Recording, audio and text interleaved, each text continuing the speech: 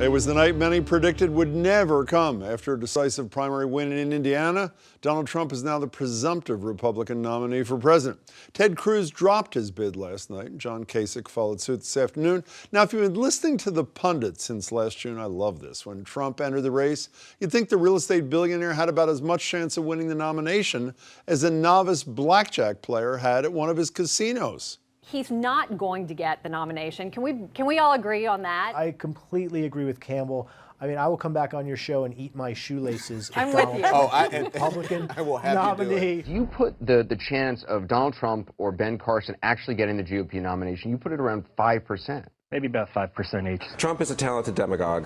Cruz, Rubio, and Christie are talented politicians. I have enough faith in the Republican primary electorate. Maybe I'm wrong about this, but I have enough faith in the Republican primary electorate that they'll select a talented politician over a talented demagogue. The guy's still pulling the shoelaces out of his teeth. And why were they so pessimistic? Well, let's take a quick review of some of the things Trump has said on the campaign trail, every one of which was supposed to be fatal. When do we beat Mexico at the border? They're laughing at us. They're bringing drugs. They're bringing crime. They're rapists. I would get Mexico to pay for a wall because Mexico's making a fortune, and they've got to stop letting people come in illegally. She gets out and she starts asking me all sorts of ridiculous questions. And, you know, you could see there was blood coming out of her eyes, blood coming out of her wherever. But she was, in my opinion, she was off base. It's a very small element in my life, Megyn Kelly. I don't care about Megyn Kelly, but no, I would not apologize. She should probably apologize to me, but I just don't care. Who's next? Yeah, please. Excuse me, sit down. You weren't called. Sit down. Sit down. Sit down. Go ahead. No, you don't. You haven't been called. Go back to Univision. Donald J. Trump is calling for a total and complete shutdown of Muslims entering the United States until our country's representatives can figure out what the hell is going on. He's not a war hero. He's a war hero. He's a war hero. 5.5 years. He's a war hero because he was captured. I like people that weren't captured, okay? I hate to tell you. But Trump survived, but can the GOP? And can Trump actually win in November? Joining me tonight are Jennifer Nassour. She's former chair of the state Republican Party. Hi, Jennifer. Hello. Representative Jeff Deal, who's the co-chair of the Trump campaign in Massachusetts. Congratulations, Representative. And Adam Riley of GBH News. Let me start with you. He won the primary. Virtually nobody obviously thought he could. How does he win the final? Donald Trump has been bringing millions of new Americans out to vote. He's been converting Democrats, not just in Massachusetts, but in other states like Pennsylvania. Almost 90,000 people changed registration to vote for him. He's bringing a whole new group of people to the party. Just look at a poll that was on CNN this morning of the major issues that concern people. And I think, as you'll see, other than the economy, where he's got a narrow lead over Hillary Clinton, she crushes him on virtually every single issue. So how's that going to change with new voters? I think the economy is the main issue right now. Look, we've had bad 8 years of President Obama has been stagnant. You know, the middle class, as Bernie Sanders has been saying, has been getting hammered. Elizabeth Warren says the same thing.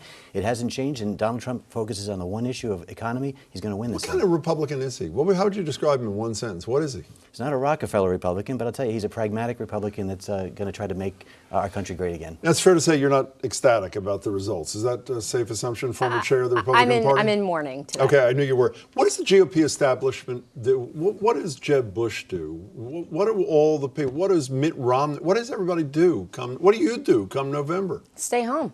You literally sit out this thing. Yes, absolutely. And you know, do you also subscribe to the notion that those pundits do that? And unlike what Representative Deal says, he can't possibly win this thing, right? He's never going to win. Why do you say that? Because okay, so great. He brought in all these new people that are coming into primaries and registering and going out to vote. However, what's happening is that you're alienating the rest of us. So up until yesterday, you still had 3 people in. Donald Trump, up until, you saw Rubio leave the race, he was still not getting over 50% in a lot of places. Jennifer, he was getting 50 and 60%. Everybody, like you said, as soon as it's down to 2 or 3, then he's in trouble. He crushed everybody. No, but can I just add one thing? Yeah. Who's alienating voters when Hillary Clinton goes to West Virginia and says, we're going to kill jobs, the coal jobs? She apologized for that. And I said, we're going to get to both of you in a second. But one thing, every analysis I've seen says he wins every red state that he should win except maybe Arizona, and states that are Democratic, the Pennsylvanias, the potentially Ohio, those sort of things are in play because of his appeal to workers who feel they've been totally dismissed by everybody, Republicans and Listen, Democrats. Jim, I think that at some point people are going to wake up. And if you have a job in a coal mine, if you have a job as a laborer, if you have a job as a lunch pail Democrat, and you're looking at Donald Trump as your savior, the man lives in a palatial estate in Palm Beach and gives speeches from his gold ballroom. I'm sorry, I don't have a gold ballroom. None of us do. Bill Weld was rich. Ted Kennedy was rich. They may not have spoken from gold ballrooms. They were pretty popular people, weren't they? And neither became president of the United States. I understand that. And this is a reality TV star, by the way, and I think we are sensationalizing, and the media is a lot to blame to doing this, about sensationalizing this guy. He can't win the primary anyway, though, can he? So can he win the presidency, Adam Riley? I mean, if I had to bet on it, I would bet that he does not become president. But, you know, I would have thought that he wouldn't have become the nominee. Two things I think really need to be highlighted here. The first is, you know, we've seen article after article talking about how his negatives are unprecedented, how we've never seen a nominee with negatives like his. 81 to 14 people of color support Hillary Clinton over him, just as when one you example. look at the aggregate negatives, Hillary Clinton's not that far behind him. So he has the advantage of running against a remarkably poorly thought of Democratic nominee in waiting. That's really important. The other thing that I think everyone should remember is that, and you touched on this a moment ago, Jeff, Trump and Sanders throughout this campaign, the thing I'll remember 50 years from now is how much alike they sounded when they were talking about trade.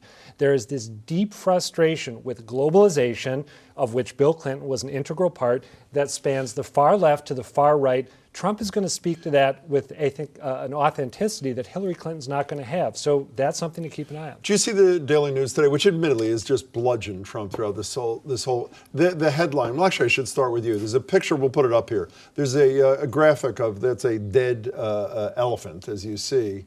And it's essentially, you can read this bottom yourself, it's essentially what I said before, RIP for the GOP. A lot of Republicans, unlike you, are really scared about what this is going to do to your party. You're not. Not at all. Like I said, he's bringing new people. But on top of that, anybody who's voting is actually identifying with Bernie Sanders, as Adam was talking about, and Donald Trump right now, because they are the messenger of a voice of millions of people across the country who think D.C. is no longer representing them. And so if Bernie Sanders doesn't make it out of the Democratic primary, they are going to convert over to Donald Trump because they need to see a change in D.C. I want to get to Sanders. I want to get to Sanders. I just want to get to you just for 1 second. Are you worried about the future of the Republican Party? All these hyperbolic statements today. It's committed suicide last night in Indiana. You really believe that? Absolutely. This is the end? I actually have a hashtag RIP GOP, because it is very sad to me. Here's what I have to say.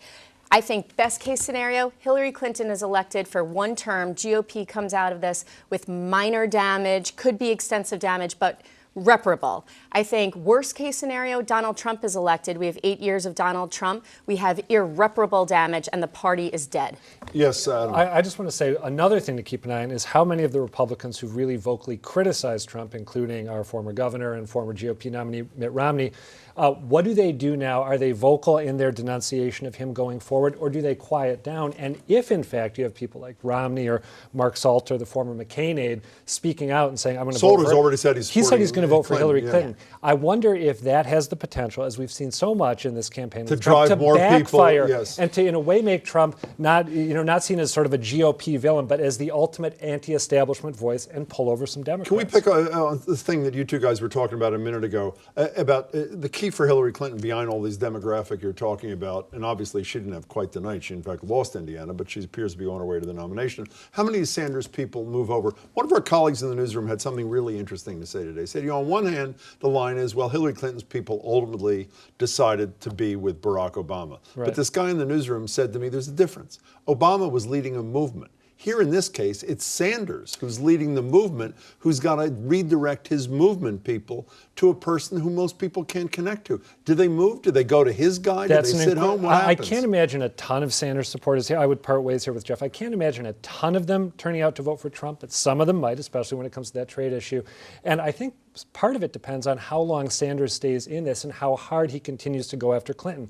excuse me, I got an email from Sanders yesterday talking about how she had been up to duplicitous fundraising. She had this committee that was supposed to give money to down ballot Democrats, and instead she was keeping it all for herself, telling people, you're going to be very upset when I share this with you. If that kind of thing keeps up, it's going to diminish the chances that his supporters go to Like my Clinton. good friend Jen Assor, you're going to see a lot of Democrats staying home because they felt that he was robbed of the nomination, especially with that superdelegate thing where they stacked it at the You beginning don't to think make him Trump, inevitable. the fear of Trump is going to cause them, even if they're not crazy about Hillary Clinton, to say, I'm going to go vote for that woman as fast as I can? The great news is the primary is over for him. He pivots right now to the general election. We start looking at candidates for vice president. I think things look really good for Donald Trump. Last thing, I know what your answer is going to be, but I want you to pause 5 seconds before you answer. People like Bill Kristol from the Weekly Standard is one of those hashtag Yes. never Trump, and he's quoted in the last 24 hours say, I'm never Trump, but I'd never say never. I mean, the reality is, Hillary Clinton's up 10 points in polls today, 13 point in the CNN poll. Except Rasmussen. Well, Rasmussen is generally rated one of the poorer pollsters, even though he used to be on a radio show in the old days.